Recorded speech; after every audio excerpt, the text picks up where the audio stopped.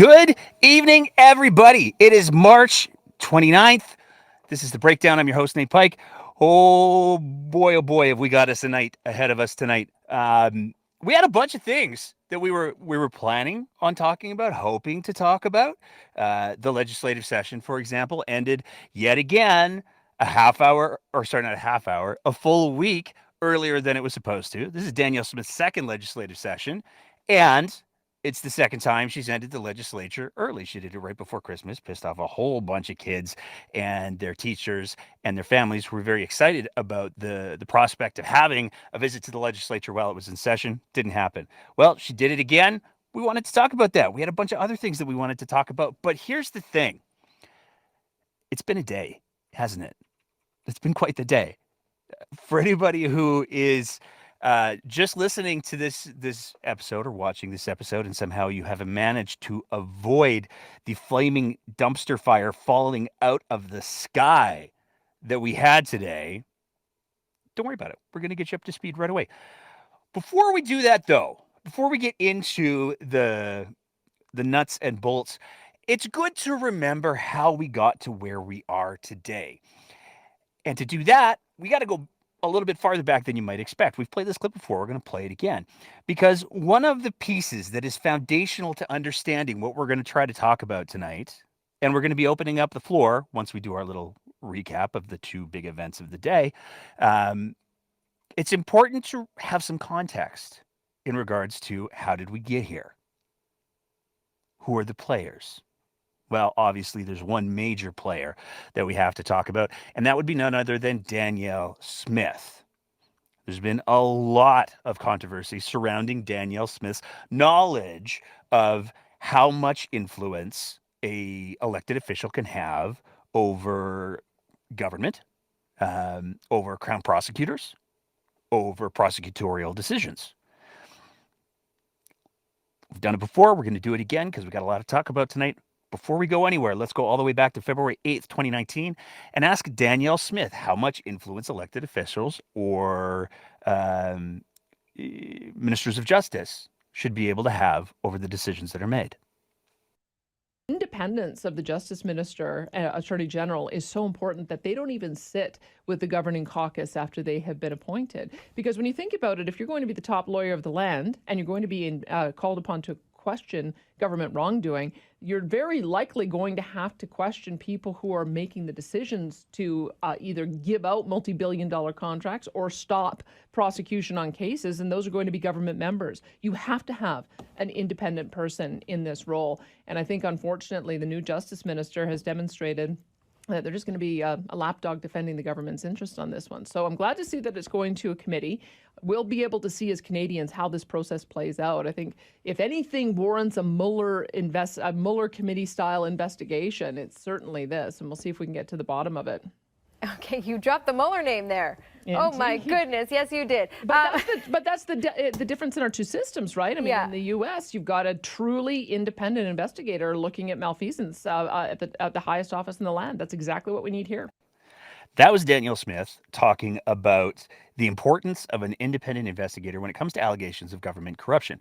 And she's not wrong. It seems like Danielle Smith back in 2019 knew very well that it was critically important that governments shouldn't be able to influence the decisions that prosecutors, Crown prosecutors, make. Because you go down this whole slippery slope of what's going on when we start to do that.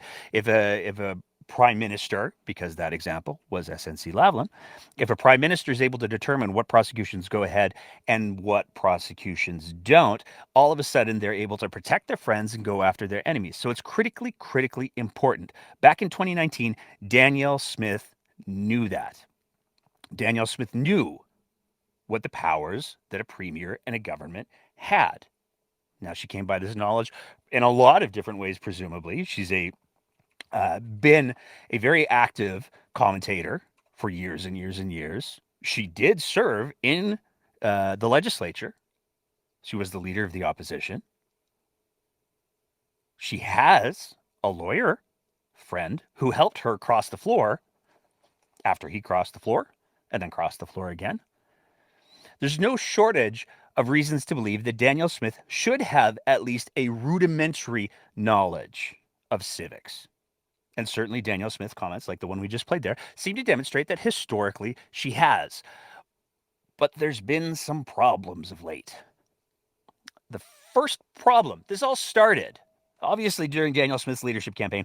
There were a lot of problems with some of the promises that she made. And a lot of people went, whoa, whoa, whoa, whoa. This isn't the Danielle Smith that we know from the Wild Rose days. This is a whole new Danielle Smith who's saying things that are demonstrably false. She's claiming that the Premier's office has powers that they demonstrably don't. What's going on here?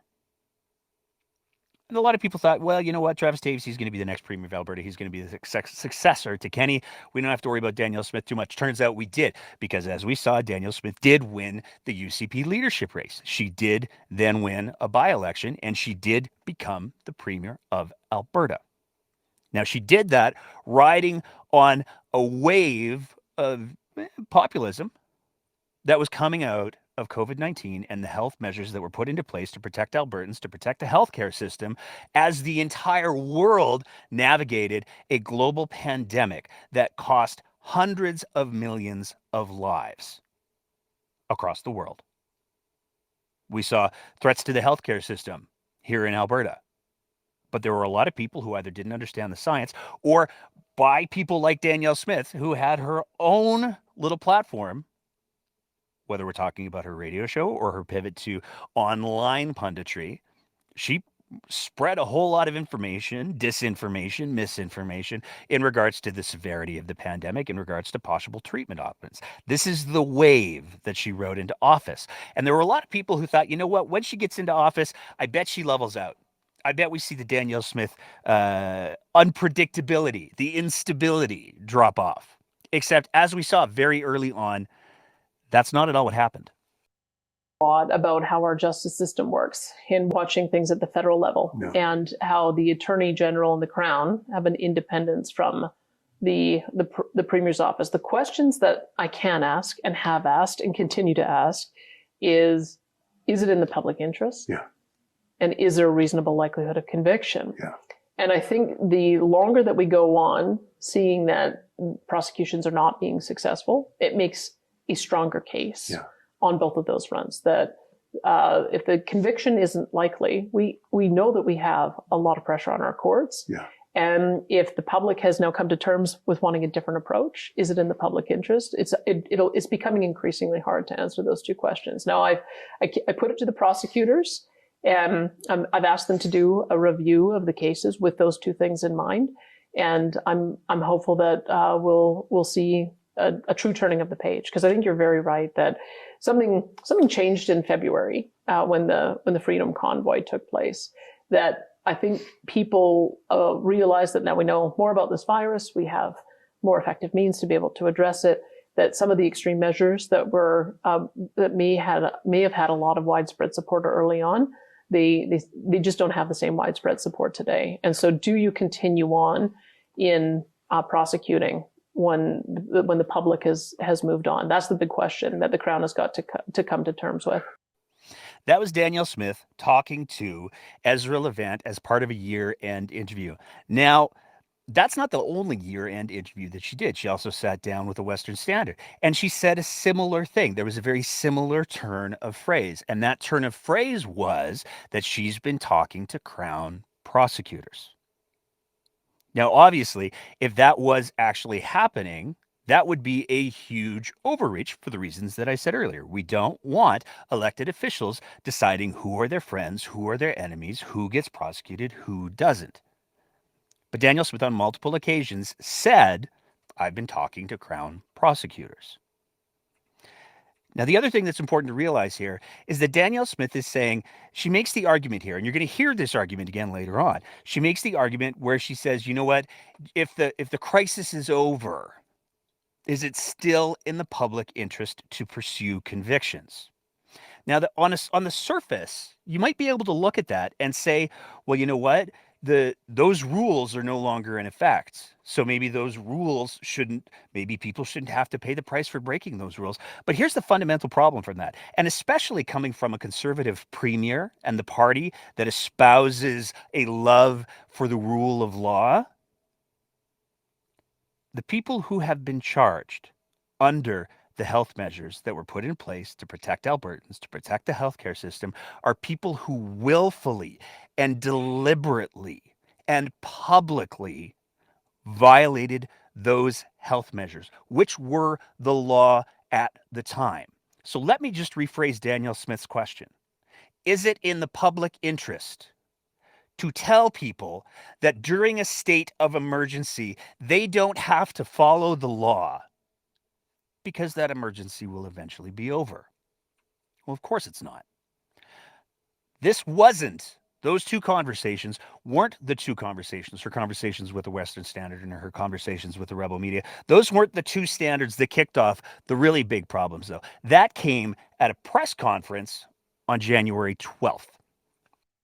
The Independence Party of Alberta is calling on you to make good on the commitment to see the charges dropped on the pastor in question with the vaccine, public health restrictions, and things like that. Are you still planning to make good on your commitment to drop those charges? The way our system of justice works is that we do have an independent Justice Department and independent Crown prosecutors, and I have asked them to consider all charges under the lens of, is it in the public interest to pursue? And is there a reasonable likelihood of conviction? As we continue to see some of these cases go through, some of them get dropped, some of them fail, they have to consistently recalibrate. But I do want to make sure that they have an independent process for assessing that. But I ask them on a regular basis, as new cases come out, is it in the public interest to pursue? And is there a reasonable likelihood of conviction? And so I'll leave the justice system to work, but I do think that's an important lens for us to be looking at these kinds of charges. So yet again, there's Danielle Smith saying that she's talking to Crown prosecutors regularly. Now, she's hedging it within the framework of, I'm just asking them these two questions. I'm asking them if it's in the public interest. I'm asking them if there's a reasonable likelihood of conviction. Now, we've already addressed, I'd like to think, the public interest question. The reasonable likelihood of conviction, obviously that's going to depend on each individual case as they go through. But she's very clear. She's talking to Crown prosecutors. Well, this touched off a bit of a problem, not only for Danielle Smith, because she said she couldn't do the pardons. It wasn't in the power, to her shock. Danielle Smith, who sat as the leader of the opposition, whose friend is a lawyer, who was her campaign chair, who was the architect of a lot of the platform, the Free Alberta Strategy, the Alberta Sovereignty Act. He at no point apparently told her, we're left to assume, that a premier can't just issue pardons or clemency, which is really quite a fascinating prospect. But there were a lot of people who were very, very upset that Danielle Smith said, I can't do the pardons. But finally, a lot of people started jumping on the, wait a second. Did she just say what I think she said? Did she just say that she was talking to Crown prosecutors? Well, Danielle Smith's defense of that was that she was speaking imprecisely. Now, this has become the subject of a lot of internet memes and a lot of jokes, and Lord knows we get plenty of mileage out of it here on this show. But her defense was, I was speaking imprecisely. When I said Crown prosecutors, I was actually thinking of the Justice Minister. Whoops, just because it happened a bunch of times. These accidents happen. Sometimes people who have the ability to influence economies and job decisions just misspeak about how they are or not influencing the justice system potentially. Danielle Smith was pretty quick to make it very, very clear. Everybody knows you can't talk to a Crown prosecutor. Of course, I've never called a Crown prosecutor. You're not allowed to do that as a politician. Everyone knows that. And I took legal advice when I first got elected to find out if there was anything I could do to address issues that I'm quite concerned about, is the prosecution of those who were had been charged during COVID. I think everyone knows my views on that. And the advice I was given is that the only thing a Crown prosecutor can consider is whether there's a reasonable likelihood of conviction and whether it's in the public interest. When I have raised, the only person I can raise this with as well, this is again very well known.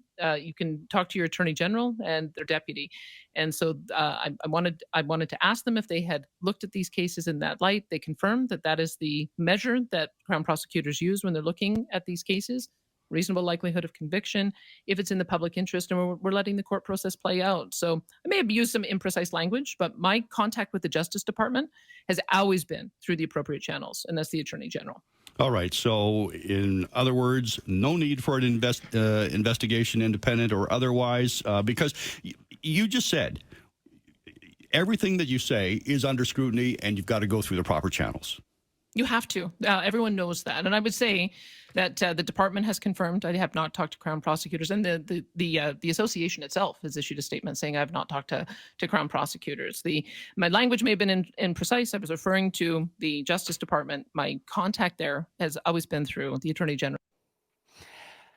So again, we have Danielle Smith saying, no, everybody knows you can't talk to the Crown prosecutors. Nobody would ever say that. That's absolutely ridiculous. You're not allowed to do that. Everybody knows that. Except for the fact that up until that point, she had then said 3 times that she had been contacting Crown prosecutors, that she had been asking these questions, not just the once that she said there on her radio show or implied there on her radio show, but multiple times. As we're going to see in a couple of minutes, that definitely persists. We also saw her take a pretty clear stance when she appeared on the Sean Newman podcast on January 16th of 2023. We're watching these cases unfold, and I think that we'll see that that's the kind of decision making that we have to leave to the Crown prosecutors. I know that because we've been so influenced by the states, I think that some people think that a premier has the same power as they do in the states of clemency or offering pardons, and I've not observed that that's the case in Canada. We just have a different criminal justice and different legal system. And once things have been handed over for prosecution, politicians have to be hands off. So I'm watching it all with great interest. I'm watching to see what those judgments are. But I do have to let that process play out. So again, I just want you to hold on to that little clip, that little bit where Danielle Smith on the Sean Newman podcast says, some people, they think it's just that American system. We watch so much American TV. It's all the Law and Order. There's so many spinoffs, so hard to keep track of. But some people have the mistaken impression that premiers can do clemency. We can't do that. That's ridiculous. That's an American thing. Why would anyone think that? That's what she said on January 26th, 2023. Obviously, I'm paraphrasing a little bit, but the clip's right there. Y'all heard what she said. Well, this all caused quite a bit of furor. And on January 19th, the CBC released a story. And this story was the start of something pretty big that we're continuing to see play out. What this story claims, and it's really important to realize, CBC has not backed away from the story. And despite the fact that Danielle Smith said, this is defamatory and it's all very bad and not true, the reality is there's been no legal action against the CBC that anybody is aware of. And certainly that's something that would have been reported on. It's also worth noting that the CBC claims to have multiple sources whose anonymity they are protecting, but they know who these people are. So this isn't just some random email or some person sliding into their DMs saying, hey, CBC, guess what happened? There's a lot of evidence to support what the CBC is saying, the CBC claims.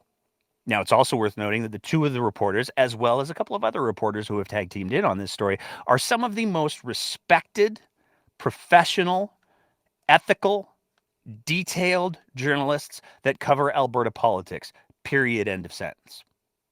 And what the story spelled out was that CBC had been told that there had been communication from the Premier's office to the Crown Prosecutor's office, particularly pushing back on cases regarding the Coutts blockade. Now, some of you will probably remember the Coutts blockade was a blockade that occurred where the border crossing at Coutts was blocked on the Canada side by a boatload of people with trucks and trailers and all kinds of things.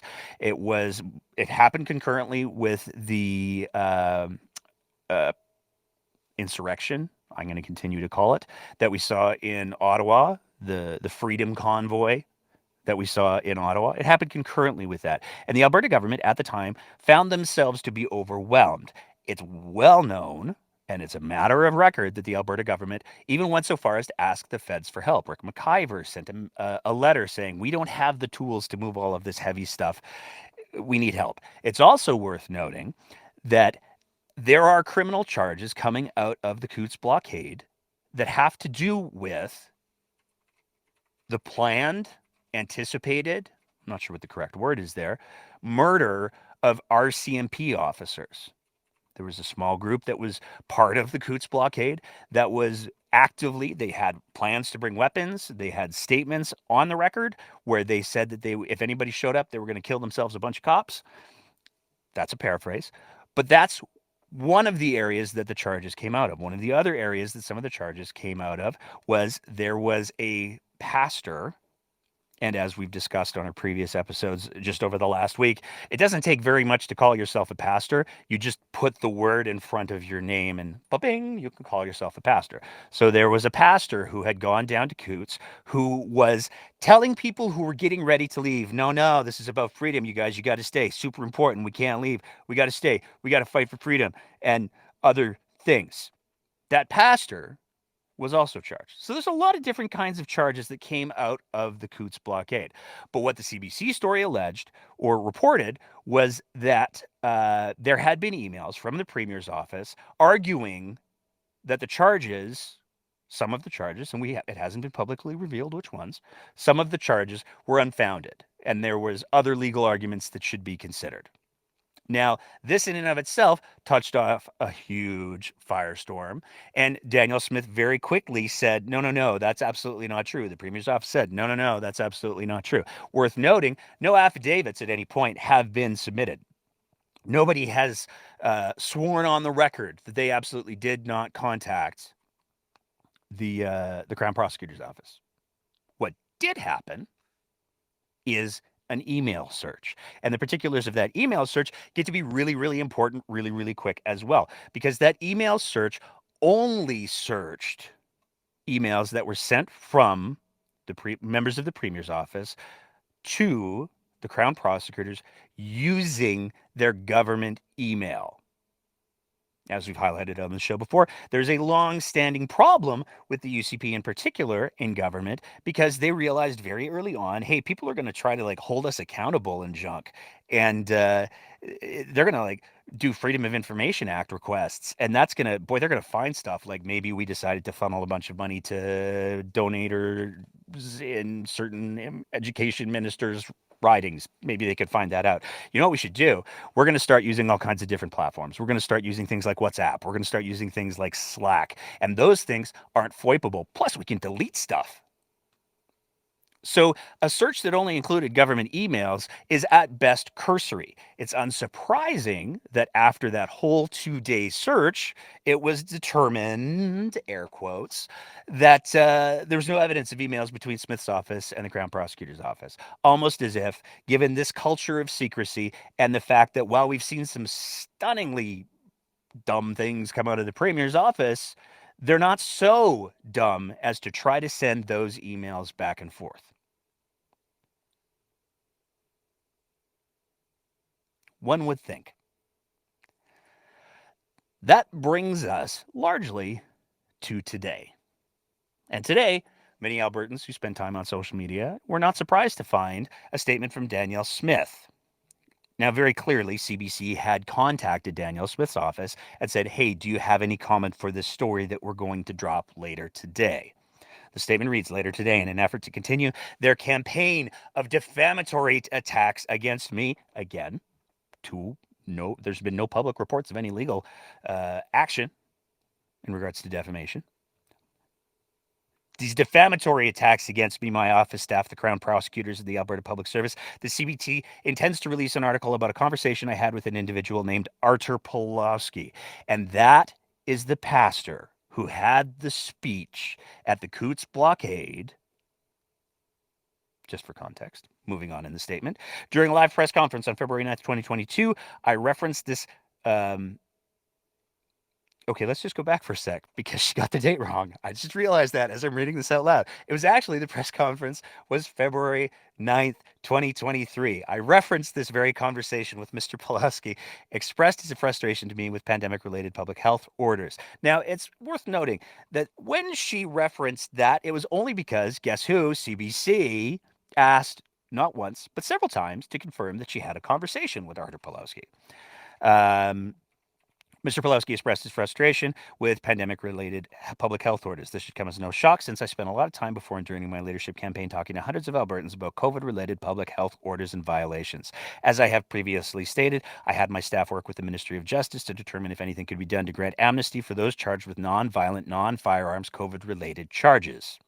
As also indicated previously in multiple interviews, I received a legal brief from the Ministry of Justice recommending against pursuing amnesty further, as several matters involving this issue were and still are before the courts. I have followed that advice. At no time have I spoken with anyone from the Crown Prosecution Service, nor to my knowledge have any of my office's staff. Allegations to the contrary are defamatory and will be dealt with accordingly. Very similar to the previous statement that she made when CBC rolled the first story. Now, there's a couple of things to highlight here. Danielle Smith, as we played earlier for you, said a couple months ago, it's not in a premier's power to provide clemency or amnesty or anything like that. So it's fascinating that she would include in this statement that she received a legal brief from the Ministry of Justice recommending against pursuing amnesty further, as several matters involving this issue were and still are before the courts.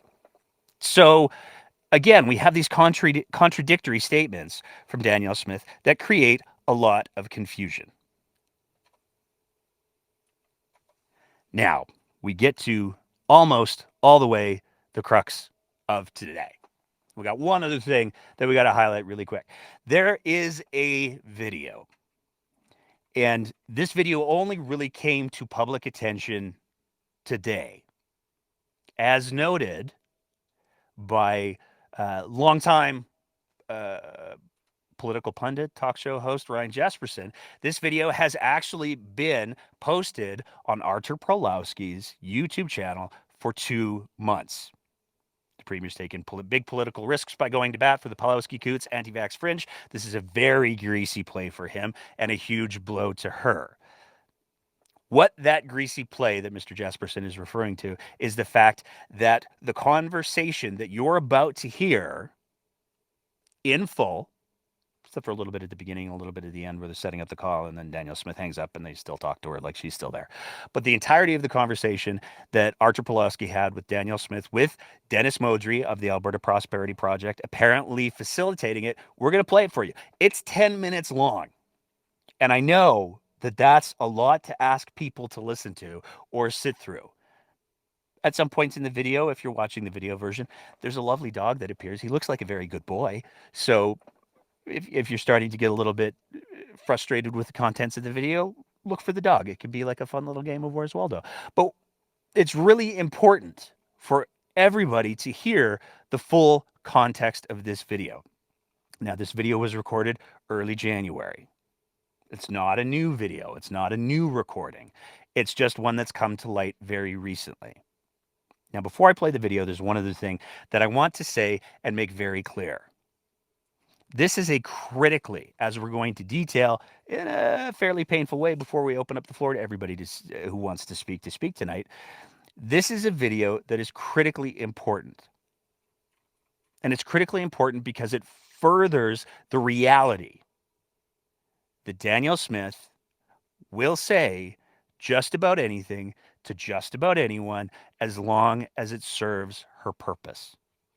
There's some very real questions to be asked about how Danielle Smith even found herself as premier of the province entertaining the possibility of taking this phone call, because this is the same preacher preacher who organized multiple protests, multiple marches for freedom in defiance of public health orders, putting people at risk. This is the same preacher who organized a tiki torch rally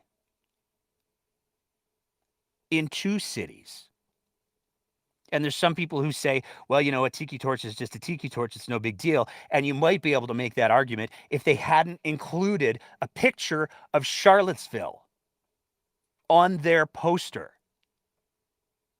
Anybody who's been paying attention to Artur Pawlowski's advocacy, as Danielle Smith calls it, as you'll hear in just a minute, has to be aware of the fact that he holds some extraordinarily hateful views. He has behaved in ways that do not conform at all to how society functions. There are some people, I'm not saying me, but there are some people who have referred to him as being, in effect, a terrorist. Why the Premier of Alberta would deign to take a call from this guy, that's the very first question that we all need to start with. But it is a critically important video for everyone to hear. So strap in. It's 10 minutes. Introduce this concept because I think, you know, the UCP is not Artur's enemy. It's the NDP. But he does have a problem that he thinks you may be able to help out with. So, Artur, take it away. Artur, nice to talk with you. I'm not sure if we've ever had a chance to talk before, but I've been watching your public advocacy for many years, so it's nice to connect with you.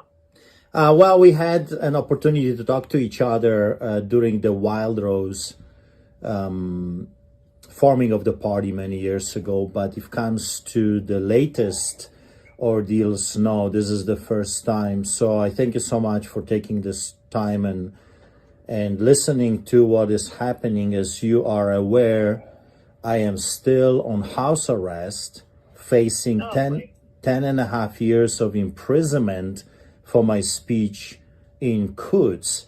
And of course, that's very concerning to me because I came to a conclusion that I don't think I have an option except to start swinging your way because of the promises that were never fulfilled. Well, we're in a bit of a bind because of what happened with Jody Wilson-Raybould and the Prime Minister. Because what we discovered in how our justice system works is they don't really have the power of clemency the way a U.S. president or a governor in the United States has. It's not quite the way our system works. Once the process is underway, I can ask our prosecutors, is there a reasonable likelihood of conviction? And is it in the public interest? And I assure you, I have asked them that almost weekly ever since I got started here. There have been a number of cases that have been abandoned at the last minute as they've gone through that assessment. And I'm very hopeful that that will be the case for more cases. But there isn't really a mechanism for me to order them to drop cases. It's complicated that way. It's just the way our legal system works, I'm afraid. So here is the update on my case. I was hoping that the Crown prosecutor is going to do the right thing. However, he did. His name is Johnston, Stephen Johnston. He's from the Special Force of Prosecutors in the province of Alberta. He dumped on our laps over 1,000 pages document and hundreds of hours of testimonies to frustrate our defense. So the trial is in 3 weeks. I'm facing, like I said, a number of years if they would have their way. And instead of sitting down and resolving the problem, we had to hire an entire legal team, which will cost over $150,000 extra to come through this massive additional disclosure that we never had before. So obviously, the Minister of Justice, Tyler Chandra, is playing a game here, trying to cause us more harm and more grief, and Johnston is just following his directives. So I'm a little bit confused. Let me check on that, because I don't think it would be from the minister. I think the issue is that once the ball is rolling, these Crown prosecutors seem to be very independent, and we could only ask the two questions as I mentioned of you. So I doubt very much that this is being driven by the minister, but I have also raised it with the deputy minister and let him know my dissatisfaction with the tactics. So can you just leave this with me, and I will make that request one more time. My principal policy advisor, Rob Anderson, who's been doing most of my work with justice and pushing this along, he's not back from vacation until Monday. So we'll see if we can revisit that this week. We did just have a case, and Ezra told me about it, that there was a case where they did something along the same lines, huge document dump, and then they just abandoned the case. They didn't prosecute it the next day. So I'm watching to see evidence that they're going to come to this judgment that many of these cases are unwinnable and not in the public interest. And I'm beginning to see some signs that's the case. I haven't seen anything in your case yet, but if I can just maybe make that inquiry one more time, but I'll need until next week to be able to do that. Okay, I'll be All right. looking forward to what you are able to find out. Yes, I'm very sympathetic. I think this is very frustrating to me that we find ourselves. Everybody has moved on from COVID, and we're dealing with a bunch of charges. And the thing I find very frustrating is that it was a political decision that initiated this, but it can't be a political decision to end it. That's what I'm finding very frustrating about the whole thing. Have you ever considered of going public, like you promised at the very beginning that you're going to meet with us, pastors, and there's going to be dropping of the charges and recompensation? Have you considered meeting with us publicly and saying, hey, let's move forward and enough of this witch hunt? Let me talk to Rob about that. The problem is that that's how the Prime Minister got himself in such hot water, is because he was in a position where he asked the same questions that I did, and then his Attorney General said, actually, it is in the public interest, and we are going to prosecute. And then he kept trying to push her to make a different decision, and then he ultimately fired her, and it just blew up as a big political issue, because it's just not, we just have these conventions in our system. So I am trying to stay within the lines of asking them the appropriate questions. And the further we get away from the original decisions, the harder it is, in my opinion, to make the case that this is in the public interest or that there's a reasonable likelihood of conviction. So let me talk with Rob. I do rely on him since he's a lawyer. I do rely on him to give me some sound legal advice to keep me out of the ditch. So I don't want to commit to anything until I know what is actually possible. It's unfortunate that I didn't understand the limitations. I thought we probably had the same power of clemency that they did in the U.S. I didn't understand we have a lot more limitations. I'm not a lawyer by training. And that's, I can tell you, it's been very frustrating for me over these last few months, because you're not the only one. There are many others, doctors as well, that I'm fighting this internal battle on too. But I was contacted by a lawyer, Leighton Gray, if I remember correctly, and he told me that he advised you that there is already a victory in a court with NDPers when they brought the masking, and based on that victory, you can stop the prosecution immediately based on the judge's decision. And he said in that circumstances, you would walk out as a hero without taking a political hit, because you would rely on the judge's decision that has already been made. let me get Rob to listen. Sorry, we've just had sort of these competing days off. So I was away, then he's away, and I'm back, and he's not back yet. I did see that I had received a note from Leighton in December. So let me see what I can do to run that by somebody who has kind of some legal training, and I'll see, because I can't quite figure out how I would use that, but maybe it'll be a bit more clear if I run that through with Rob. So just give me a few more days to circle back on this, and maybe Dr. Modry can connect us again next week. Okay, so I just point out one thing as well. I did see that communique from Leighton as well, and it did seem as though that there was precedent that you might be able to rely on. My only suggestion would be it might not be a bad idea, Premier, to connect Rob and Leighton together. Okay. And I think that would be quite helpful, I think, in this, because, like Artur has just said, and you have, you said, there are many others that are caught up in this, and I think there's a number of physicians that would love amnesty as well.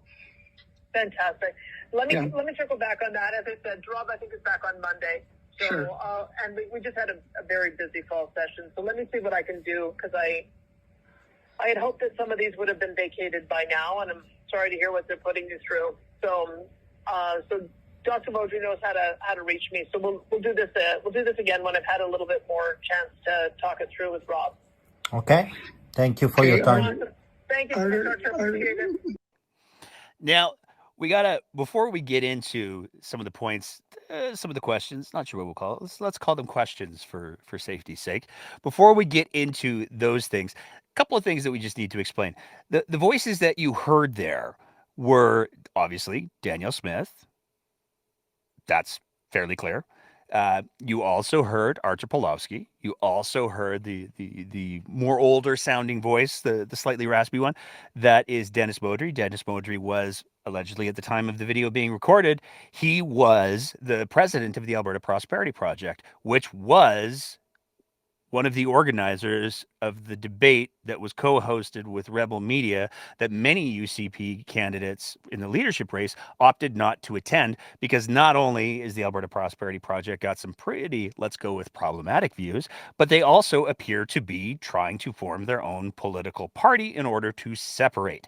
So it was very strange that there were some leadership candidates who decided to attend that debate because it was, in essence, a fundraiser for another political party. Apparently, Danielle Smith has kept in touch with Dr. Modry because he knows how to get a hold of her. The other name that you heard referenced was, well, the two other ones. One of them was Rob Anderson. We're going to talk about him in a sec. The other one was Leighton Gray. We talked about Leighton on the show many times before because he's a lawyer who had to step down from the body that chooses judges because it came to light that he had posted some people say pretty racist things on the social medias. Now, Leighton Gray since tied himself very closely, again, to the Alberta Prosperity Project. So again, we have this Alberta Prosperity Project that seems to have impressive access and influence on the Premier of Alberta, which raises a lot of its own questions. But let's get into the contents of the video. And we're just going to run through some of the questions. At 25 seconds, Danielle Smith makes it very, very clear that she's familiar with Artur's work and his advocacy. So there's no question that Danielle Smith, by her own words, didn't seem to have any confusion over who it was that she was talking to. Now, as we've talked about, Artur was the guy who organized the Tiki Torch rallies. He's the guy who spoke at the Coutts blockade, telling people to stay. Pretty clear. Danielle Smith not only knew who she was talking to, but based on the conversation, that she also knew that there were charges pending. There was a trial coming. At 1 minute and 38 seconds, Danielle Smith makes it very clear that as much as she said in some of the clips that we played earlier, everybody knows that premiers don't have clemency, she openly comes up and says, you know what? I thought that premiers had the power of clemency. So Danielle Smith lied, misrepresented, I'm not sure what the word would be, her whole belief system on clemency or not. But again, She was allowed to, apparently, campaign with no shortage of advisors, one of whom is a practicing lawyer whom she trusts, and nobody said, yeah, that's not actually a thing. Bearing in mind, again, that both Danielle Smith and said lawyer served in the legislature as MLAs. Rob Anderson served with government. So one would think there's a pretty good chance that these folks did, or at the very least should, be aware of what powers were available. But here's where we start to really get into the things, because at a minute and 51 seconds roughly, Danielle Smith says she's asking prosecutors almost weekly. So this isn't, as she's portrayed it historically, this one-off time that I talked to them. This is, she's speaking to prosecutors almost weekly to ask them those two questions that she's allowed to ask them. At roughly 4 minutes and 20 seconds, another little important piece comes up, because she says she's also raised it with the deputy minister. Now, what that seems to imply right out of the gates is that she knows the difference between the deputy minister, the minister, and the crown prosecutors. It seems to imply that she knows that those are entirely different positions, which calls into question the whole, how imprecisely speaking were you exactly, Danny? It's also worth noting that Danielle Smith has said in multiple places the only person that she's supposed to talk to is the Minister of Justice, and yet here she is talking with the Deputy Minister. Shortly after that, she's very clear. Rob Anderson has been doing most of her work with justice and pushing this along. This is not an arm's length thing. She seems to be making it very clear there's an agenda that she has in regards to the COVID prosecutions, to the Coutts prosecutions, and Rob Anderson, her lawyer, not her lawyer, her executive director of her office, her bestie, who's the lawyer, whose legal opinion she relies on. He's the one who's pushing this along. 5 minutes and 10 seconds. She says that she will make an inquiry, and she says she's very sympathetic. Shortly after, she says it's a political decision that initiated this, which again misrepresents what the health measures actually were. It's worth noting there have been court rulings that make it clear. The decisions that were made during the pandemic weren't the most restrictive ones that the government wanted to do. They weren't the most restrictive ones that the Minister of Health wanted to bring to bear. They were the ones that the government found politically expedient. They were the ones that Jason Kenney and his cabinet found politically expedient, the ones that would cause the least political cost for them. That's what those decisions were. And the decisions were ultimately implemented by the chief medical officer for the province of Alberta, Dr. Tina Henshaw. That's where the authority came from. That's where the power came from. That's who signed those orders. The political influence on health restrictions didn't exacerbate them, it minimized them.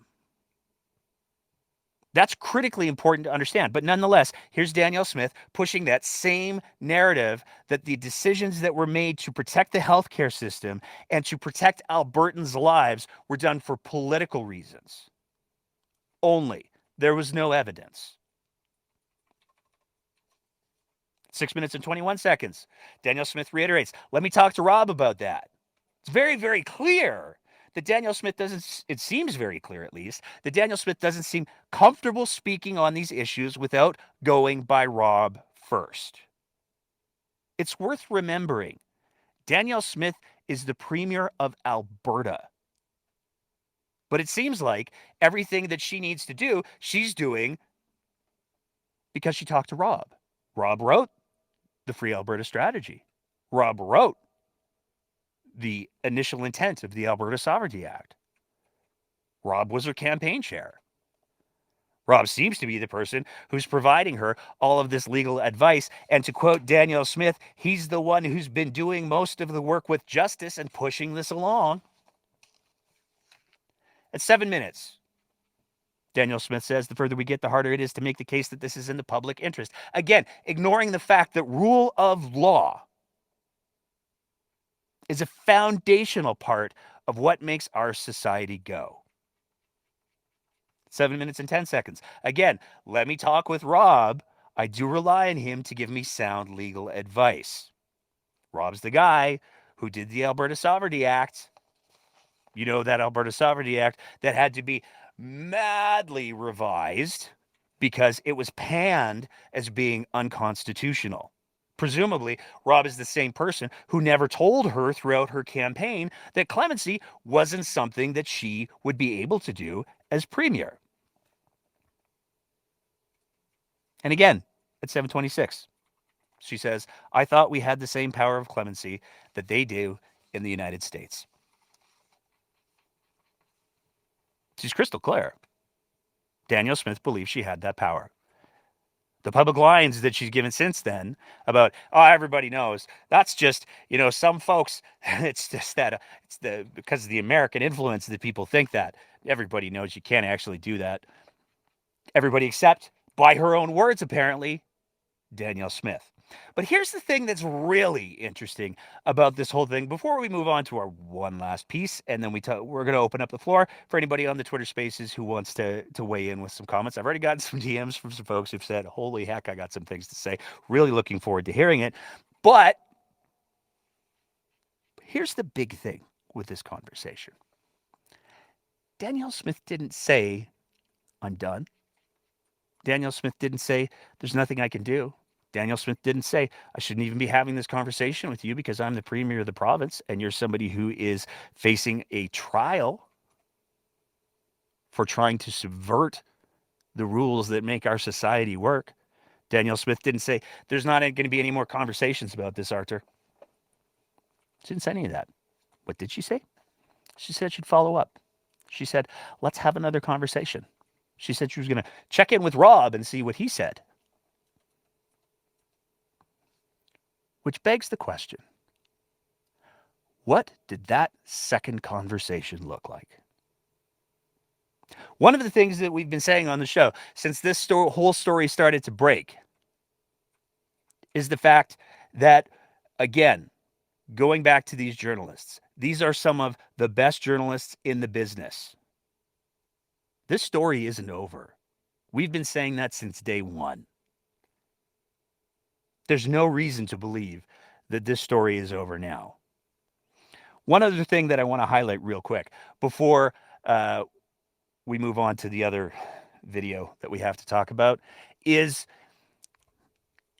as Mr. Jesperson noted, this video has been on Artur's account for 2 months. This video that demonstrates that Danielle Smith has lied about some things. She has misrepresented some things. What those things are and to whom, that's probably up to some debate. But she said, everybody knows, can't have clemency in the recording. I thought we could have clemency. We said it before on the show. We'll say it again. Danielle Smith lies all the time. That's just reality. If it wasn't for these journalists doing their job in the way that they're doing it, this important piece of the conversation that we need to be having as a province, as a society, especially as we're heading into the next election, may never have seen the light of day in the way that it's supposed to. This is why journalists who do the job with integrity and professionalism, who do so with editors, should be celebrated, not vilified. And anybody who pretends to be a journalist and doesn't hold themselves to the standards that exist for journalism in this country should be called out. This is why we have said since day one, we are not journalists here. We need to start respecting the practice of journalism again, because they are one of the only things that can help us protect ourselves from this sort of abuse of power, abuse of office. The story isn't over, but we do have one more story that we want to talk about before we move into the open floor conversation, let's say. And that story has to do with the candidate for Lethbridge West.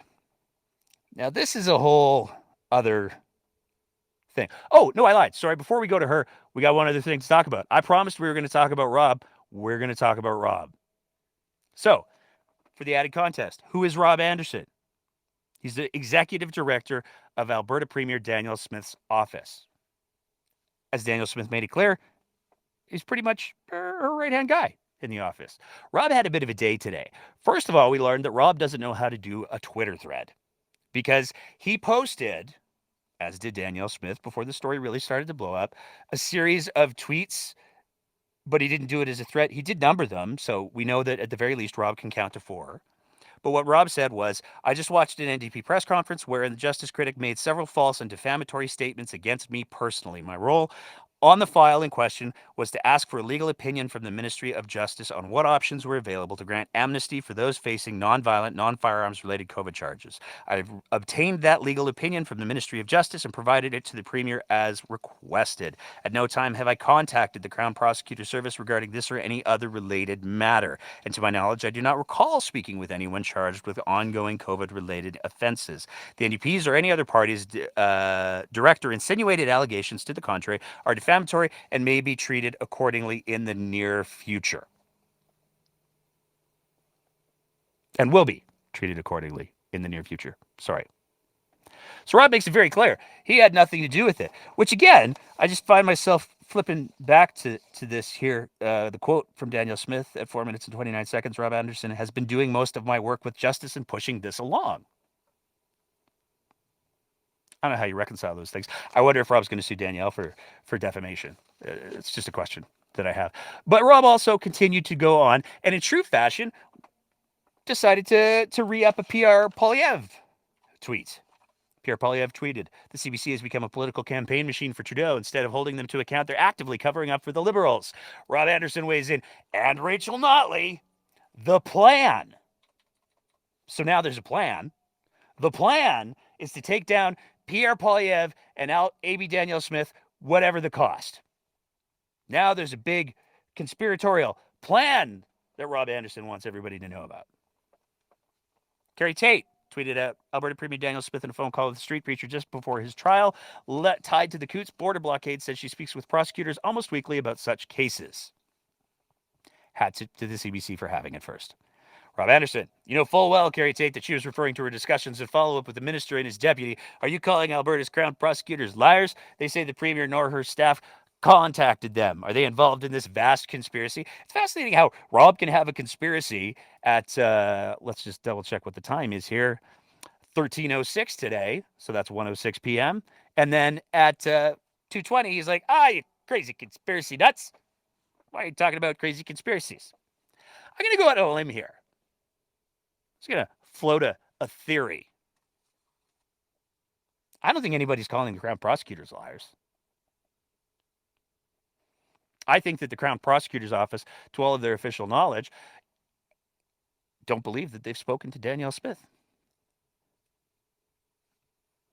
I think Danielle Smith might be lying again. Now let's get to our last video before we open up the floor. We got to talk about this this lady here. She's a little problematic. Tori Tanner, who, as we've been learning through, as the show's been going, I've been getting a couple of notes. Tori Tanner was actually involved in a couple of the court cases involving, unshockingly, the COVID situation. So, you've got that. But Tori Tanner ran in the UCP nomination race for Lethbridge West. And she's got something that she'd like everybody to hear, apparently. Parents are in a unique position to protect the innocence of our children. Yet alarmingly, we are seeing increasing instances where kids, even those attending kindergarten, are being exposed to pornographic materials, or worse yet, having teachers help them change their gender identity with absolutely no parental consent or knowledge whatsoever. This needs to be stopped immediately. We need to get involved on school boards, on parent councils, so that we can keep those precious little ones safe from this kind of outrageously inappropriate behavior. As an educator and mother myself, this concerns me greatly, because when it comes down to protecting youth, silence just isn't an option anymore. So I'm asking that you stand with me to take action on protecting our children.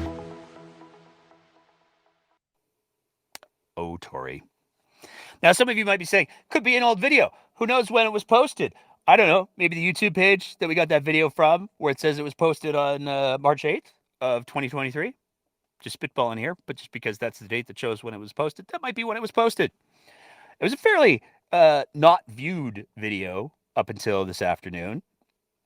After it was sent to us, it got a few views. It's since been deleted. But who is this Tory Tanner, this educator, this dark universe apparently version of Maude Flanders? Well, if we go to her nomination website, we can get a little bit of information. So she's owned and ran a couple companies, and she has an education. She spoke about being an educator. She's got a Bachelor of Theater. She's got a Bachelor of Education from the University of Saskatchewan. We don't have a date on that. She's got a Bachelor of Law from the University of Saskatchewan. Now, we might get a little bit of an idea of why Tory calls herself an educator as we go to the testimonials side of her webpage. Tory's daughter, Julia, apparently. This is from Tory's website, so I can only assume that it's true. As Tory Tanner's favorite daughter, I can confidently say that she's an amazing mother and will do great things for the community of Lethbridge, Alberta. She's always been an amazing role model for me, balancing her responsibilities as a parent. Oh, what's this? Oh, homeschooling. And her dedication to serving others. She's a hard worker who's always willing to go the extra mile to ensure that her family and community are taken care of. There's not any evidence that we could find that Tory has worked as a teacher anywhere. So do with that what you will. What we did see was a fairly strong condemnation. Now, again, it's worth remembering, Tory is a UCP candidate. She's not a nomination candidate anymore. She is the person who's running to be the MLA in Lethbridge West. And there's a lot of people who have expressed a lot of concern over it. You can see the comments on any of our social media, as well as pretty much any social media right now, because there's a lot of people who are very upset about what Tory said. And let's be clear, what she said, if there's anything that needs to stop, it's candidates spewing unmitigated bullshit, because nothing that she said was true. That is fear-mongering. It is invented. It doesn't happen. Not in the curriculum. Kindergartens aren't being exposed to pornography. Nobody's getting gender reassignment at public school. Or, wait a sec, she said schools. So maybe it's the Catholic school system that's doing gender reassignment. I feel like it's not. In fact, I know that it's not. And it's irresponsible for somebody who claims to be an educator, at the very least presenting herself to some people as a teacher, to be spewing this sort of garbage. And it was really great to see that it was called out. Jason Schilling, who's the president of the Alberta Teachers Association, didn't really mince any words. He's very clear. Today we saw a video of the Lethbridge West UCP candidate in the upcoming election using misinformation and fear to gain political advantage. I happen to live and vote in this riding. Instead of focusing on reality-based educational issues such as funding, curriculum, mental health, and complex needs of our students, we get this. Untrue statements that I do not believe for 1 second. Integrity matters, and these types of comments are why so many teachers mistrust our current government when it comes to education. I have represented the teachers in Lethbridge West for years. I trust and respect their professionalism and dedication to their students in public education. I hope my colleagues and fellow citizens in Lethbridge West take Miss Tanner to task on her comments. Now, after a couple hours, Tory did take the link down. I noticed the link in the video question has been taken down. Damage is already done. Alberta Danielle Smith, will you be issuing an apology on behalf of your candidate and party, as she's an official candidate of the Alberta UCP? Nothing that Tory said in her video is true. But you know what we can do? We can go to her testimonials page. We can go back there and we can see some things that are particularly relevant. Let's read another of the testimonials. Tory, give it 100%. 110% is impossible. Only idiots recommend that. There's only one thing I hate more than lying: skim milk, which is water that's lying about being milk. I'd wish you the best of luck, but I believe luck is a concept created by the weak to explain their failures. That testimonial was left by Ron Swanson, who doesn't like lying. Wait a second, that name sounds familiar. It took all of 15 seconds to find the clip that we're about to play for you. It's probably going to get flagged for copyright, but there's no way that we're not including it. Tori, you lied in your video. Ron would like a word. Fortunately, every single word out of their mouths was a lie. There's only one thing I hate more than lying: skim milk, which is water that's lying about being milk. Ron Swanson is a character from the show Parks and Rec. So not only did Tori appear to take some creative liberties, let's go, with her testimonials. Maybe it was a joke. Who knows? But one would think for somebody who takes Ron Swanson so deeply to heart that maybe she would, maybe she'd listen to some of his words, because she should, and they're gross. Now, we got the Twitter Spaces going. We're going to see if they're working. We got a couple people who want to speak. I'm going to throw it up to the politics of disability and equity first. It's going to take a quick second to get you up and running. Fingers crossed, I've got everything set up in the way that I need to have it set up so that it goes through so that everybody can hear it on the live stream. If not, sorry. I don't know what to tell you. Politics. What's going on tonight? Oh, I've been just watching the news cycle like crazy. And, I'm almost lost for words, Nate. I'm almost lost for words. First of all, I was listening to QR radio talk this afternoon, and of course they were covering this. And I found it actually quite interesting because I was listening to this one caller that called in, and he didn't seem to understand why this mattered, why this whole story mattered to do with Danielle Smith and the video. And he had to be explained to, and I was trying to answer, because one of the things he tried to say was that Dwayne Bratt was biased against Danielle Smith, or that he was just biased. And I was thinking about that. I've had my own issues. I think Dwayne is incredibly smart, and I think he is fair. I don't always agree with him. But if you ever watched him over the years, if he had any bias, it was often more with the PCs and early on with the UCP until things got a little crazy. And so the fact that Dwayne Bratt is now speaking out against this, I think, says something about his integrity, because he saw the line in the sand and went, we're not going there. Sorry, I was just outside and now I'm huffing and puffing.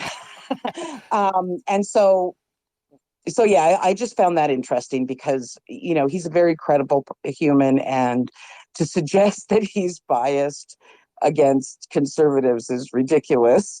And yeah, that's one thought. No, I think you're absolutely right. I mean, Dr. Bratt has been a political commentator in the province of Alberta for quite some time, and while he, there's definitely a bit of a progressive bent to his personal politics, his job as a political scientist and as a commentator is to be as objective as possible, and he's built himself a career on doing that in regards to his commentary. And I think that you're bang on. The fact that he has chosen to speak up in the way that he has is not reflective of his politics. It's reflective of how badly things are going right now. No, dead on, Nate. I 100% agree. It's crazy, and I really hope that there's not too many of the people like that one caller that are thinking that way. I'm really praying really hard. But the other thing is like this whole, I wanted to comment on Artur Pawlowski. Now, I've been trying to gather some videos because during the COVID thing, there's a lot of protests going on, and a lot of people live streamed some things onto Facebook. And then they took them all down, and I've been hunting. So far, I've only been able to gather one video, and the person was like, look, if you use this, you need to make sure you remove anything that connects me or my group, because the reason we took it down was because we were being harassed. Yeah. But there was one video, and it was somebody that lived on the same block as the church that he got evicted from for not paying rent. And he had all the gather, and they were live streaming, and they had all these people like that for well over a block. It was just crowded, and it was a street full of like swastikas and Confederate flags and these types of people that he was live streaming. And I really wish I could find him and get that video, but he probably took it down for a very good reason, and because he was feeling threatened. And, this is what I think of. And when I hate to harp on this, but back to the tiki torches, I think I wrote in the comments, tiki torches, the reason the alt-right or white nationalists, the reason they carry tiki torches to their events is because it's a direct symbolism reflecting the Munich Putsch, where they carried tiki torches through the streets of Munich to overthrow the parliament there. And that's what that is. And that's why they use them all the time, is because it's a symbolism that comes directly from that. And Archer is very much in line with that kind of thinking. And yeah, and I think it's very sad that we have premier, I don't care. I don't have to agree with your politics, but I think you're crossing a line when you're relying on the support of people like that. I think that's just a little too far for me. Yeah, I think and with the symbolism piece, like it's very clear what it's a callback to, because, and for anybody who's unfamiliar, the Charlottesville riots occurred when a bunch of Proud Boys and white nationalists decided to march through the streets, and ultimately there was a protester against those people who was killed. And there were a bunch of people who were injured when somebody decided to drive a vehicle into a crowd of people. Most people regard, and certainly in the popular consciousness, Charlottesville is viewed as a very racist rally that happened in the United States. And for Artur to include for that organization or the group who organized the 2 Tiki Torch marches that Artur led, for them to include pictures of the white supremacists marching in Charlottesville. Yep. You don't have to go all the way back to the 1930s and the 1920s to go, hey, there's some racist stuff that's being invoked here. And the fact that they were willing to do that, whether it was a troll or whatever, it's gross and it's unacceptable. So there's no question that at the very least, there's a high degree of comfort in invoking racist stuff. Yep. Yeah, exactly. And, in reflection to, the Lethbridge candidate, when I saw that, there's a few things that came to mind. I mean, legal ramifications, if that was actually happening, like, first of all, parents would know, because, little kids, they come home and they tell everything.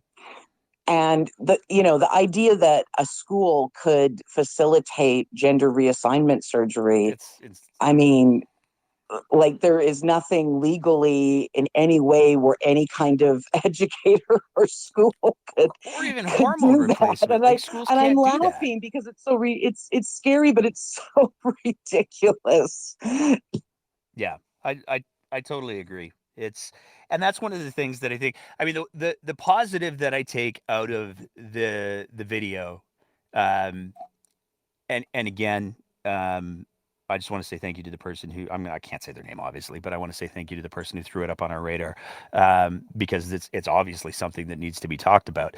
But the condemnation that has come out of that from everyone but apparently Danielle Smith has been pretty universal. And I think that that's critically important to highlight, because as much as there are these voices that say these hateful, untrue things in order to try to fire up fear and get support and make people stupid, the reality is the vast majority of Albertans reject it. And that gives me hope. Yeah, that's my hope too, Nate, is I think it's just getting, I mean, we're going into QAnon territory here. Like, like, it's just sad that it has to be, why does Alberta have to be the place that it seems to be at the forefront of attracting these crazy US style madness? There's a whole fascinating history that goes into that. There's a really good book called "Slumming It at the Rodeo" that I would highly recommend. It was written in I think it was the '90s, the early 2000s, but it's definitely good. Thank you so much. Is there anything else that you want to quickly say? Because I got a lineup of people here, and I want to make sure I get to everybody That is today. everything, and I hope Sarah's coming on. I can't wait to hear what she has to say. I don't think she's going to make it tonight because she's out in BC doing ocean stuff. So I don't believe she's making it tonight. If we get a text, we get a text. We'll see what we see. Okay. But yeah, thank you so much for weighing in there. All right, we got John, who I'm going to add in now. And I'm hoping that maybe John's going to do a little bit more than plug his new cooking show appearance. John, what's going on tonight? Maybe we don't have John. This is the fun part of Twitter Spaces. The long pauses between where somebody is added as a speaker and when they run to the phone. We're going to come back to... Okay. Oh, there we go. We got you. I just didn't even realize that my mic was off as well, too. So sorry about that. Oh, good. What's going on tonight, man?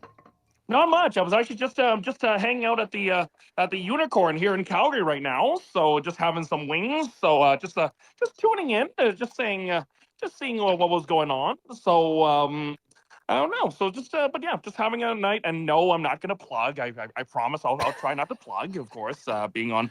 But anyway, yeah. So I mean, I woke up this morning. Honestly, I'm like 2 days away from my birthday, and seriously, it's my birthday on March 31st, and seriously, I gotta say, I mean, having this drop 2 days from my birthday is just like, are you fucking kidding me right now? Like, pardon my French as well too. It's like, are you effing kidding me right now? Right? It's just like, I mean, there's just nothing. Like, I don't understand.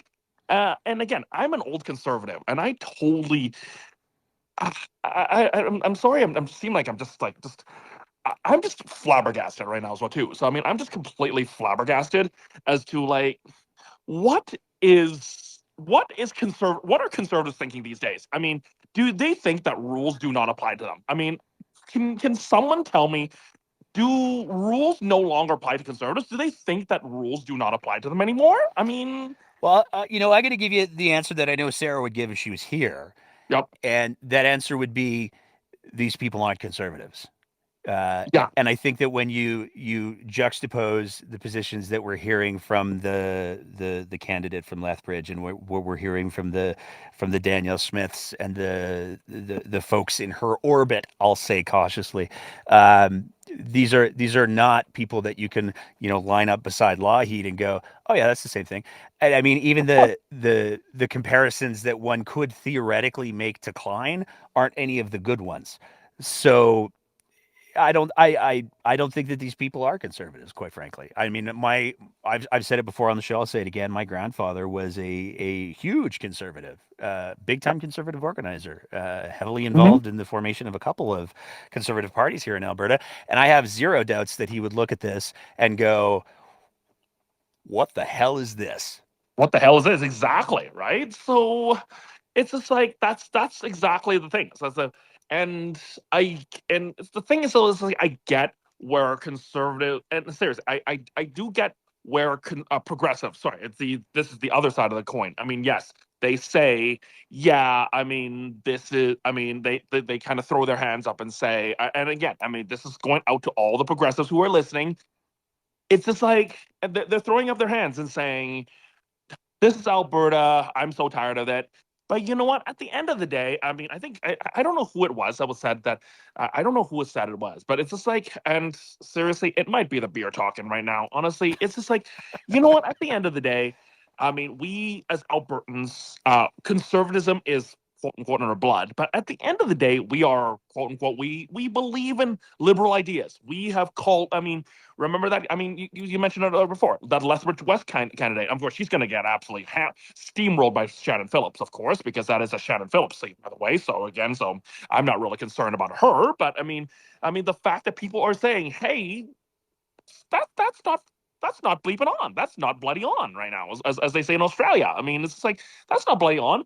And again, I mean, Nate, I mean, you and I mean, that gives me hope. But at the end of the day, I mean, I think, and again, I don't want to say this to, I don't want to say this to the progressives who might be listening as well too. It's just like, it's, we gotta appeal to these people as well too. We gotta appeal to these people. If we want to beat the UCP, we got to appeal to these people. We can't continuously say this is Alberta and throw our hands up and say, I'm done. I'm just going to go have a cup of tea. No, stop doing that. Like, stop bleeping doing that. It's just like, go into the doors, knock the doors, and you know what? Just find the candidate that's going to win your location and just do it, right? And just go help them. And I'm sorry, and I don't want to be that guy, but it's just like, I am just tired of the hand wringing. That's the whole thing. It's like, stop hand wringing, go to the doors, get off Twitter, and just do it.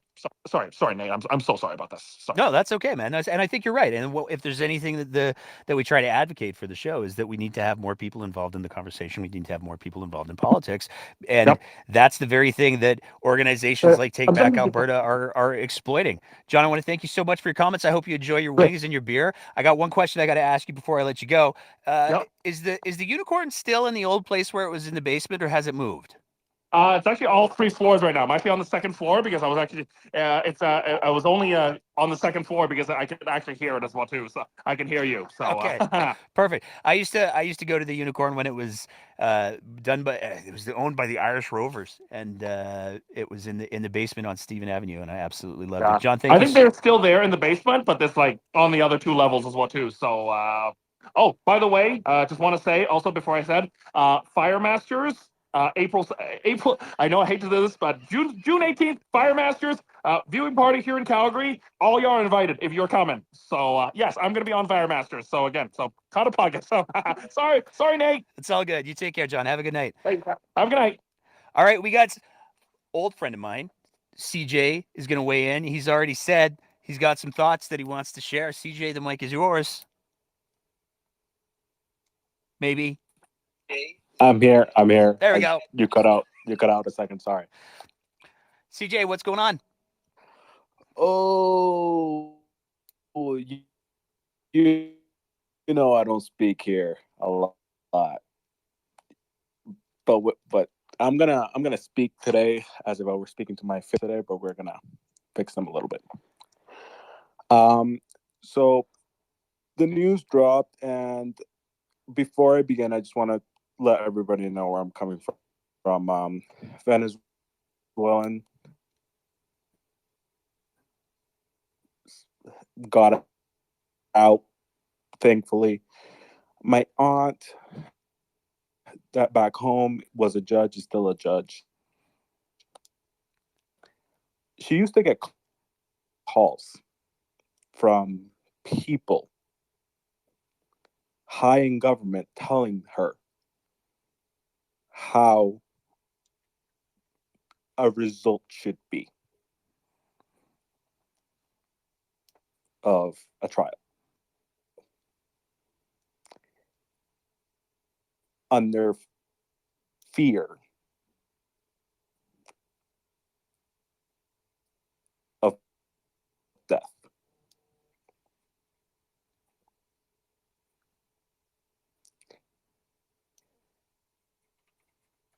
You okay there, CJ? Okay? Yeah, you're just kind of cutting out a little bit there. I want to make sure. I mean, that's a heavy thing that you just threw down. So I just wanted to check in to make sure whether or not it was the connection or the subject matter. And I think it might be the connection. We're losing you there, CJ. Yeah, I think we lost CJ. So, oh, you back? So let's. Am I back? I think you might be. Let's give it another go. Okay. So now let's talk about this. So I was talking to a lawyer at the University of Calgary earlier this morning, and I asked him, so what are the legal ramifications for, and please, if there's any lawyers in the audience, please come up and tell me how I'm wrong. Please, I want to be wrong. What are the legal effects of everything that that just went on this morning? And he said, there's somebody that's lying, and it's probably Danielle Smith. Because let's say she did call up any prosecutors, telling them to drop charges or anything like that.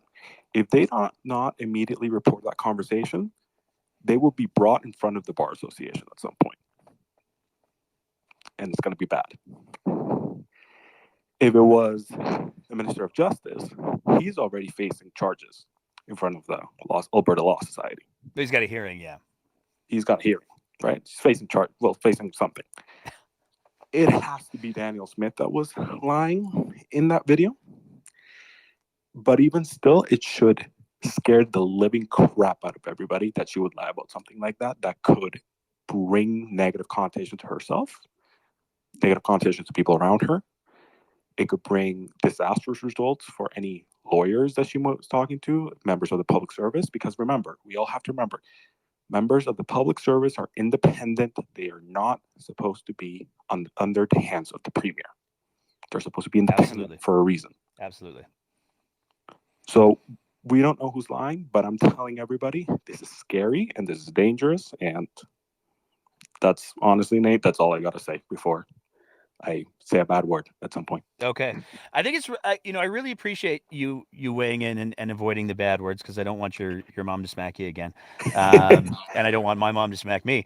But I think it's really important to highlight the perspective that you're bringing is from, and this is what you were talking about at the beginning there, the perspective that you're bringing is from a country where politicians did influence the decisions of the courts, and they did so using the threat of violence and or death, and it didn't work out too great for the country. Is that a safe thing for me to say? No, yeah, that is a very safe thing for you to say. And again, I just don't understand why here in Canada, I'm listening to things that could have been done. Like, if this was Venezuela, 100%, I would easily be like, okay, yeah, that probably happened. But here, this is not the reason I came here. And I'm telling, I know this sounds like hyperbole, but everybody should be thinking triple, quadruple thinking about what she just said. And if it's true, or if it's not true. If it's not true, better for everybody that it's not true. Bad for her. She might lose an election. But at this point, who gives a crap? And I honestly don't care who you vote for as long as you go vote. It's not UCP, And if what you did was true, it's time to reconsider what the values of this country and this province and the people who decided to vote her in and will decide to vote her in again are, because everybody keeps saying, I don't want to, conservatives and the peers, whatever, I don't want to end up like Venezuela. Well, here you go. Here are the parallels. Yeah. Yeah, no. And, here's the thing that I keep going back to with this whole situation is we only have a couple of options here. And this is the reality of our current situation, is that we really do only have a couple of options here.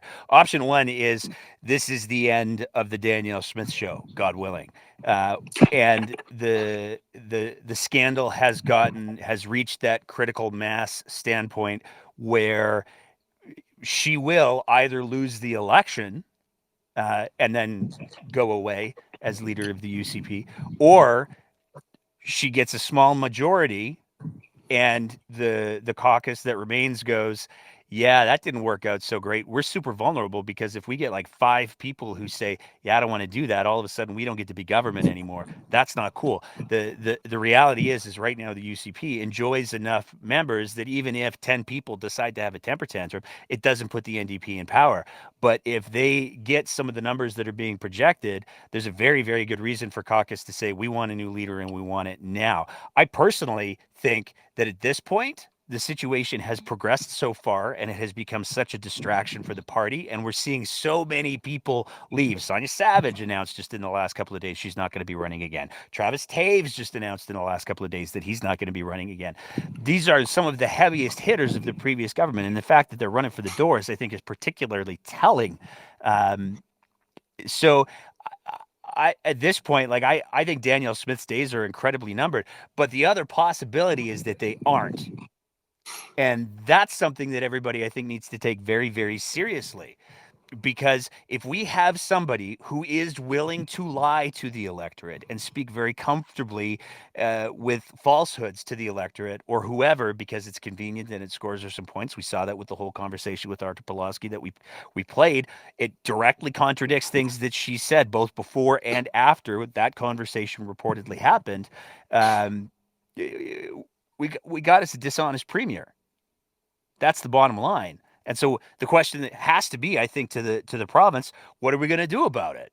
And speaking only for myself, I've talked on the show before about how I have some deep moral conflicts about voting for a certain not UCP candidate in my constituency in the next election.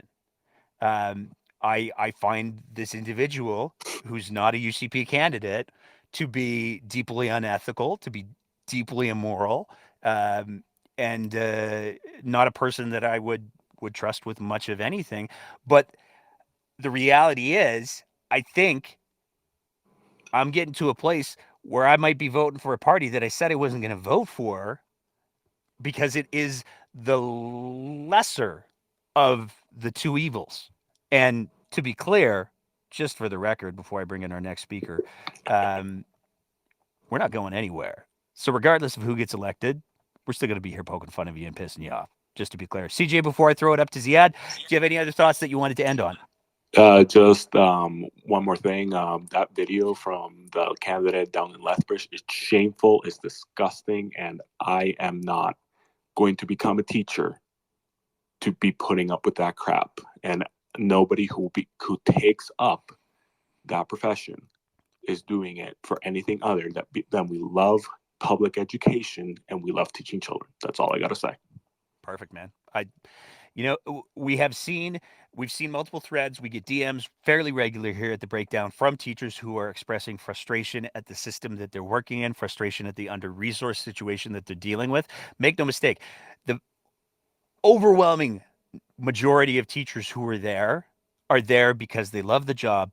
They see the investment, that their energy that they put into kids yields for the future of the province and for those kids themselves.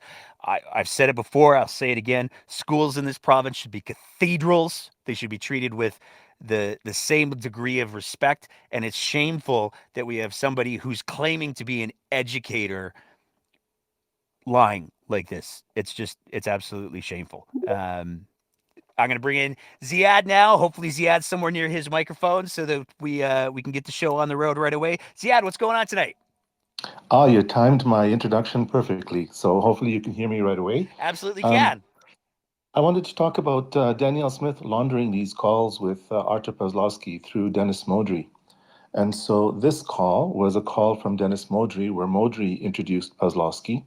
And Danielle Smith knows that is intentionally doing this because she said, give me some time to talk to Rob Anderson and then I'll come back and update you guys. And she said, we'll do it the same way through Dennis Modry. Now, if you look at Rob Anderson's, one of his denials today, he said that to the best of his knowledge, he's never spoken to a criminal defendant in this matter. But Danielle Smith has, but if you look at her call logs, her call will be with Dennis Modry, not only this one that we're hearing the recording for, but the subsequent one that she promised. Now, this happened in January, and I remember when the search of the emails was happening, that was the story that Megan Grant and Elise Von Schiele at CBC did around the 20th of January. I remember replying back saying, Smith cut off the search of emails up till the 31st of December 2022. So this action that happened in January, the conversations with Artur Pawlowski, the additional pressure on the Crown Prosecution Service, either directly or through the Deputy Minister, this was all happening after the email search was conveniently cut off. The other thing I wanted to note is that Modry resigned as the head of the Alberta sure did. Alberta Prosperity Project. Project, yeah. which has a strong independence aspect to it. And he resigned around February 23rd. He's still listed as the CEO of the APP, but also on their website, they also list his 23 February sudden resignation and how they're reeling from it. So I'm speculating that his resignation had something to do with getting wrapped up with Artur Pawlowski, and Pawlowski being, I don't remember at the time, but very shortly thereafter becoming named as the head of the Independence Party of Alberta, which has a large amount of overlap with the Prosperity Project. That's not actually what it was. He has actually released a statement where he has been very clear about why he stepped back from the Alberta Prosperity Project. And the reason is, and I wish I was making this up, I should have referenced it earlier in the show, he's looking at running for the UCP in Edmonton. Oh, interesting. The Western Standard did a whole interview with him where he was very clear he hasn't made any decisions yet, but he likes his odds. And so he's pursuing potentially a nomination for the UCP in Edmonton. So I think you might have mispronounced the name of that publication, the Festering Standard? I call it the Lowered Standard, but... Oh, okay. All right. Sorry. And I'm just looking at my responses to Megan and Elise at CBC. I also noted that the Crown prosecutor, Stephen Johnston, the one that Pawlowski mentioned, he withdrew 2 charges against one of the persons involved in the Coutts investigation, and he didn't provide any explanation why. And Tom Engel, a noted defense lawyer and public interest police accountability lawyer in Edmonton, was displeased with the amount of secrecy around why those charges were dropped. Now, that happened on Monday, the 16th of January. So I'm just wondering, when is it that Smith's conversation with Pawlowski was? Because she referred to charges being dropped, and I hope she wasn't talking to Pawlowski about charges being dropped before the special prosecutor actually dropped the charges. I'm just going to let that pregnant pause hang. That's what I'm going to do. Yeah, no, I hope not too. That would be extraordinarily bad. Anything else you wanted to throw out to the ether tonight, Ziad? No, I think I've impregnated enough pauses for one day today. There you go. Well done. All right, we got to thank you so much, Ziad, and I look forward to hear it. Hopefully we don't have to have you back on the show to talk about the medication anymore, but if we do, we do. I'm sure we'll talk again soon. We'll talk again about Vanch masks. I received FOAP disclosures, and it looks like Alberta Health Services withheld chemical testing of the Vanch mask that's confirming the allergic reactions and eye irritation they were seeing. It's all in one FOAP disclosure, so it's a teaser for a future discussion. Okay, so you and I are going to have an offline talk after the show's done. We got Cindy who's coming in as well, so I'm going to go ahead and add her and vamp for a second or two so she can make sure that she gets her mic turned on, or so that she can run to her phone. Cindy, what's going on tonight? Ruh-roh. Cindy's mic is to be speaking, but Cindy is not making the speaking sounds.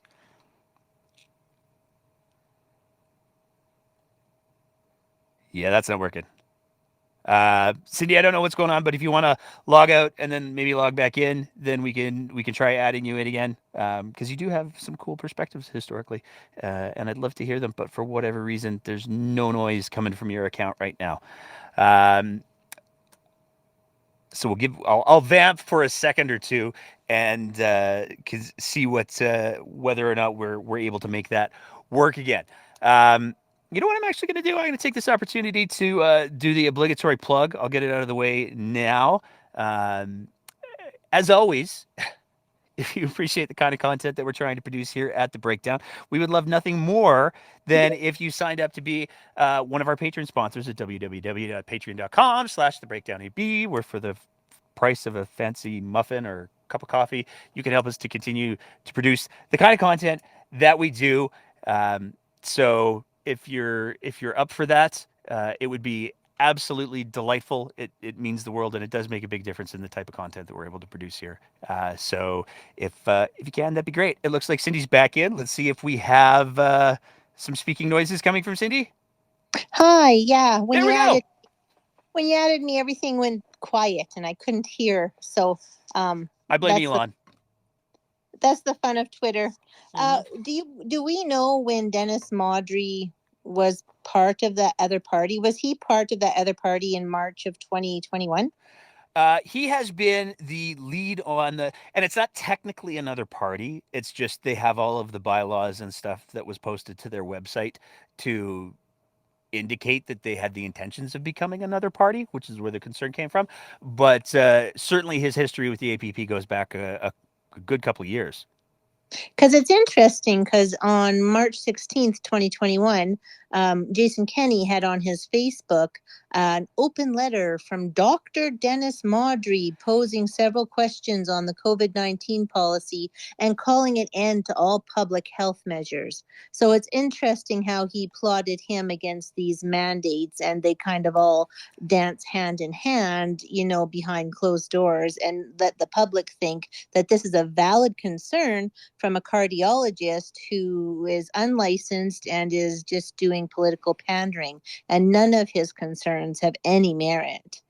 Yeah, I think one of the things that I would hope that we're starting to see some politicians maybe start to entertain is, I don't know, maybe do a little bit of background on the people that you're elevating before you choose to elevate them, because Modry's got a very, let's go with, dynamic history in Alberta and Alberta politics, and it's really quite surprising. I remember when Kenny published that letter as well, and I was like, oh, that's a bold choice. And just because people are willing to agree with you doesn't necessarily mean that they're on your side. I feel like perhaps that's a lesson that maybe Artur learned about a certain premier-y person recently. Well, really, like, there should be a disclosure. Like, hello, this doctor, quote, is also a politician. He has a vested interest in this. It's just ridiculous what the public is not privy to in the games that are continued to be played.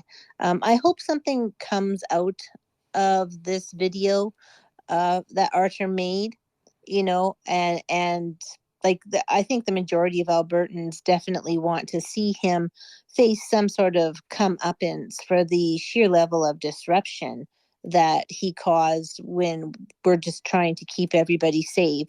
The vast majority of churches, actual churches, responded in kind and were happy to protect, their I don't even know what you call them, patrons, whatever. I haven't done church since I was a child. Congregants, I believe, There, is the term.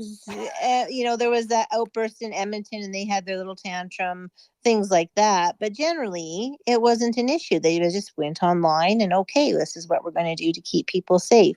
So it would be a real shame if there was interference that it literally interfered with the proper prosecution of what he did. I mean, I feel like I'm not really going out on much on a limb when I say the big question that you see people always sort of ask to justify that you see Christians ask when they're justifying their decisions is, what would Jesus do? And I feel like Jesus, from what I know, probably wouldn't have invoked racist dog whistles and shouted misogynistic things at female police officers. I could be wrong, but that's just my speculation. Yeah. Oh, crazy times. I can't wait for Smith to get out of there. I really don't think she's that smart. I think she's been positioned, and I think she's taking a lot of information from a lot of people, putting her at the forefront, and she's just soaking it up without really the intelligence to be there. That's just my personal take. Yeah, no, it's fascinating to watch because, and there are people who have known Smith for quite some time who have publicly said Danielle Smith pre-COVID, pre her ejection from politics, was a very, very different person than the Danielle Smith that we're seeing now. I have to be honest. I have only ever had one conversation with Danielle Smith. It wasn't anything to speak of. But I think probably one of the biggest problems that we're seeing from Danielle Smith is that she got very, very good at being a radio talk show host. And I think that she kind of shifted gears out of being somebody who was interested in governance, somebody who was interested in leadership. And I think that she's been caught up in her own Danielle Smith show, and I think that she's woefully unprepared for the role that she finds herself in. She's very, very good at talking to people. I've said this before. I'll keep saying it. She's very, very gifted when it comes to talking to people, making them feel heard. That's one of her big strengths. But she's also willing to say and do anything in order to make people feel that way. And there's no, it seems like no awareness or concern for consequence. I honestly don't see how Danielle Smith survives these events. I just don't see it. So I certainly hope not. Yeah, and to be clear, I don't wish her or anybody else any ill will. I would just like them to not be in positions where they can hurt people. That's right. That's exactly right. So, yeah. Anything else you want to share, Cindy? No, I just wanted to bring that piece up. I just connected those dots and went, oh, wait a minute. Because when they were talking, I'm like, okay, who is this Dennis Modry fella? I listened to this earlier today and I'm like, oh, I don't know who this fella is. And so I looked him up and I went, oh, wait a minute. There's some connections here. Yeah, he was one of the hosts of the Alberta Prosperity Project / Rebel News debate. And he's got, I mean, if anybody wants to go down the Google rabbit hole on Dr. Dennis Modry, there's no shortage of like, oh, really moments to find. Oh, so gross. Some of the things I definitely don't disagree with you on. Cindy, thank you so much for joining in tonight. Ziad's got his hand up, so I'm going to bring him back in. And I think we're getting close to the end of the road here, folks, because we're coming up to 2 hours, and we try to do only an hour and a half. But Ziad, what's going on? What do you got to add? I looked into when it is that Smith had this conversation with Pawlowski, and it was on the 26th of January. You don't see that in the CBC report. They say it was in early January, but it's actually on the 26th of January. So this is after prosecutor Stephen Johnston dropped 2 of the charges against a different Coutts defendant. So I asked the question. I didn't see it in the CBC article, but I looked in some other reporting and found the date of the conversation that from the video you played today. So that was January 26th. Yeah. And his trial was supposed to be February 2nd. Yes.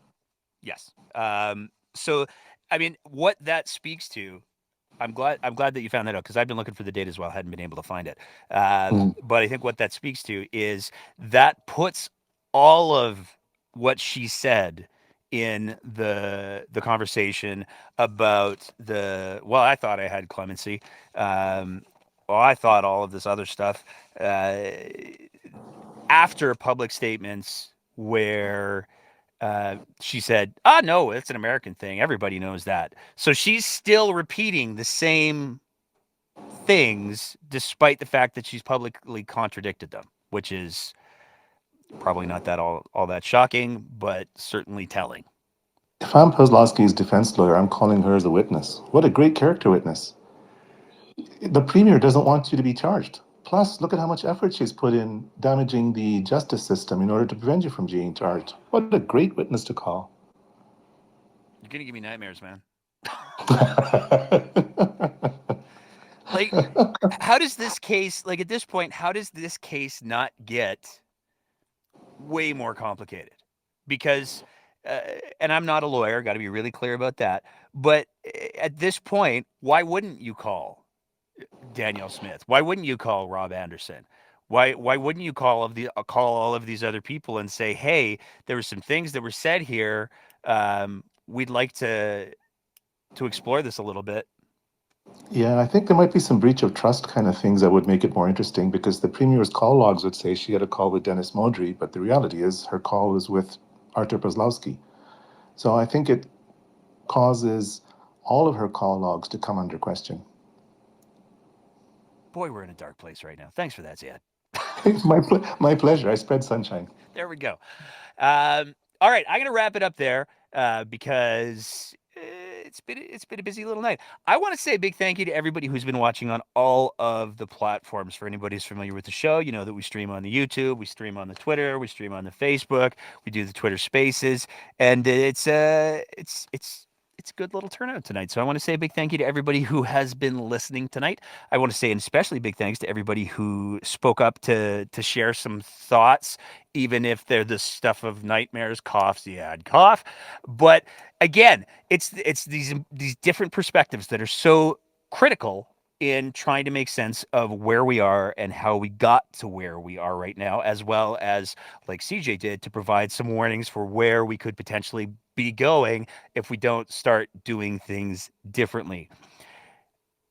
I want to just say again, real quick, the function of this show is to try to have some fun, but it is also to try to get the conversation going, get people talking, raise some awareness. So, we're heading into, hopefully, because one of the scenarios that I saw floated today was, if they get rid of Smith, if caucus decides to say, this is ridiculous, we're done, enough of this. If they decide to get rid of her before the election, it's entirely possible that we could see the UCP turn around and say, hey, you know what? We gotta find a new leader before we have can't have an election without a leader. That'd be ridiculous. So we're gonna find us a new leader, and then we'll go from there. That's a possibility. Who knows what's gonna happen?